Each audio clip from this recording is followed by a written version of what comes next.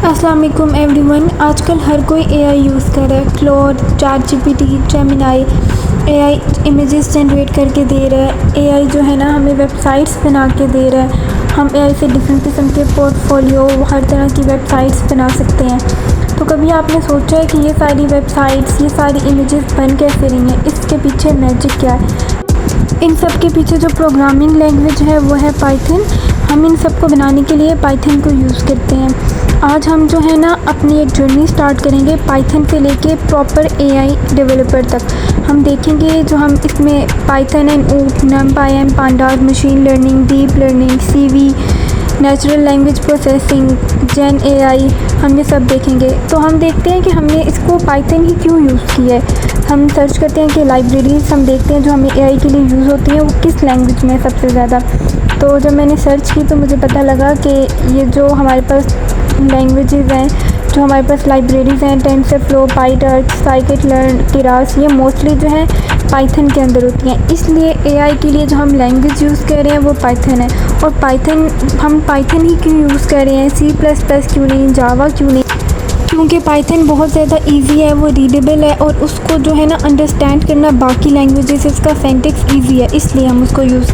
सबसे पहले मैं चाहती हूँ कि आप भी मेरे साथ एक फ़ोल्डर बनाएं, my journey from Python to AI. जब हम ये जर्नी स्टार्ट करेंगे तो हम पाइथन से लेके एआई तक प्रॉपर जाएंगे। जब आप ये फ़ोल्डर बनाएंगे तो अपने माइंड में इस बात को रखिएगा कि आपका इरादा पाइथन से लेके एआई तक प्रॉपर डेवलपर बनना है। और जब आप ये कर लेंगे तो आप प्रॉपर जो है ना उसको आप डेवलप कर सकेंगे एआई मॉडल्स खुद। जब भी दुनिया में कोई बेबी पैदा होता है तो हम उसका एक नेम रखते हैं ताकि उसकी आइडेंटिटी हो, उसकी कोई पहचान हो, उसका हम एक यूनिक नेम रखते हैं। इसी तरह वेरिएबल्स भी प्रोग्रामिंग में नेम्स को कहते हैं जो कि हम रखते हैं। फॉर एग्ज़ाम्पल अगर मैं कह रही हूँ कि हम चैट जीपीटी की बात करते हैं, मॉडल का क्या नाम है? मॉडल का नाम चैट जीपीटी है। तो जो मॉडल हमने उसको बोला वो उसका हमने एक वेरिएबल क्रिएट कर दिया है।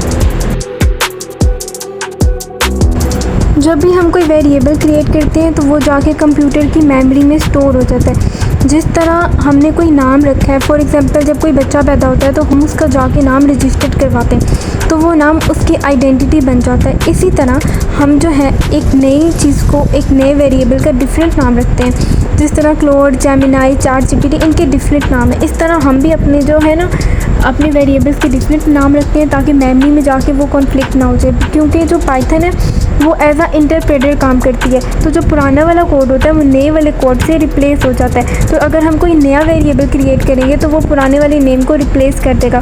इसलिए जो है ना हम लोग उनके डिफरेंट नाम रखते हैं, डिफरेंट वेरिएबल्स क्रिएट करते हैं। तो हम जो है ना सबसे पहले हम कुछ वेरिएबल्स की प्रैक्टिस कर देते हैं। तो सबसे पहले मैंने एक वेरिएबल क्रिएट किया मॉडल, और मॉडल का नाम क्या है? जीपीटी। एक prompt, this is a chat bot. For example हम जब भी चैट जीपीटी या कोई भी जो है ना एआई खोलते हैं, कोई ख़ास किस्म का अगर एआई हो, कोई सेल्स चैट बोट हो तो वो लिखा होता है ऊपर this is a chat bot, तो वो हमने उसको एक प्रॉम्प्ट दिया होता है। फॉर एग्जांपल अगर मैं एक वेदर ऐप बना रही हूँ तो मैंने उसको टेम्परेचर दिया है 15, तो वो बताएगा कि भाई टेम्परेचर कल बारिश होनी है या नहीं, कुछ इस तरह से डिटेक्ट करके देगा।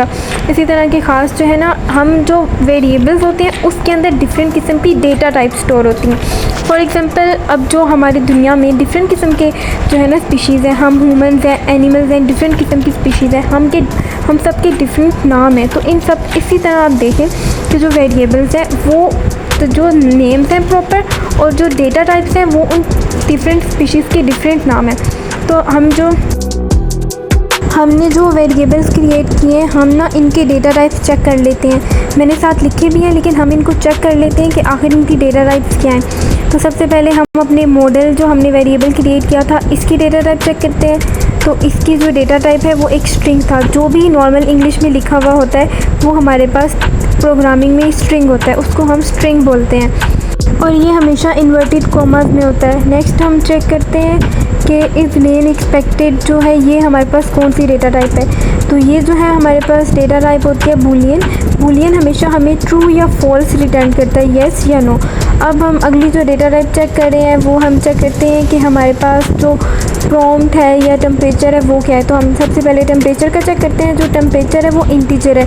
जो हमारे पास 1 2 3 जो नंबर्स होते हैं वो हमारे पास इंटीजर डेटा टाइप, हम उसको इंटीजर डेटा टाइप में डालते हैं। नेक्स्ट हम लोग देखते हैं कि जो यूज़र नेम होता है, जो हमसे यूज़र नेम पासवर्ड वगैरह लिया जाता है, वो किस तरह लेते हैं। तो उसके लिए जो है ना हम इनपुट लेते हैं। इनपुट के लिए क्या होता है कि हम फॉर एग्जांपल मैंने एक वेरिएबल क्रिएट किया यूज़र नेम, तो इसमें जो मैं यूज़र नेम ले रही हूँ वो इनपुट ले रही हूँ यूज़र से। यूज़र अपना इनपुट खुद डालेगा, तो उसका जो सिंटेक्स होता है हम इनपुट लेते हैं। इसी तरह प्रॉम्प्ट और पासवर्ड वगैरह भी लिखे जाते हैं इनपुट लेके, इनपुट की तरह। अब बात ये आती है कि जब एआई कोडिंग कर देता है तो हमें पाइथन को सीखने की क्या ज़रूरत है।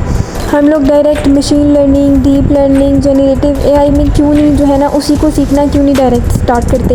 तो ये मैंने जो है ना एक ChatGPT को बोला है कि मुझे एक सिंपल कैलकुलेटर का कोड दो।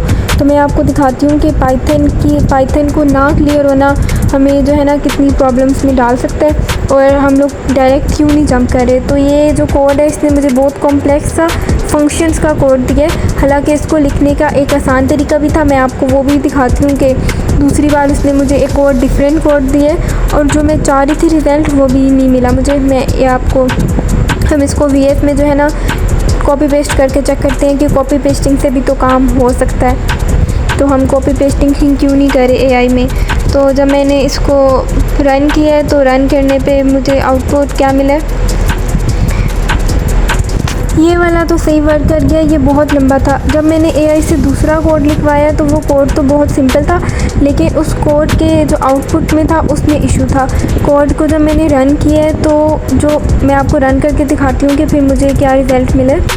रन करने पे क्या हुआ है, जो सिंगल स्लैश होती है वो हमारे पास यूज़ होती है डिवीज़न के लिए, लेकिन अगर हम डबल स्लैश यूज़ करें तो वो क्या करती है, वो हमारे पास जो रिज़ल्ट होता है उसको कॉमन जो है ना नियरेस्ट इंटीजर पे ले जाती है।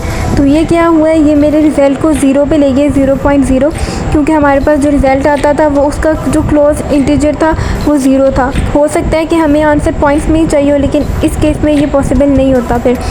इसलिए जो है ना हमने आज वेरिएबल्स वगैरह किए हैं। आपने इसकी खुद से प्रैक्टिस करनी है। नेटफ्लिक्स का आप लिख के चेक करें कि आप एक एआई बना रहे हैं और जस्ट सिंपल वेरिएबल्स अगर आप बनाएंगे तो वो क्या होंगे। ChatGPT, अगर आप एक रेस्टोरेंट के एआई बना रही हैं या जो भी आप चाहती हैं उनके डिफरेंट की प्रैक्टिस करें।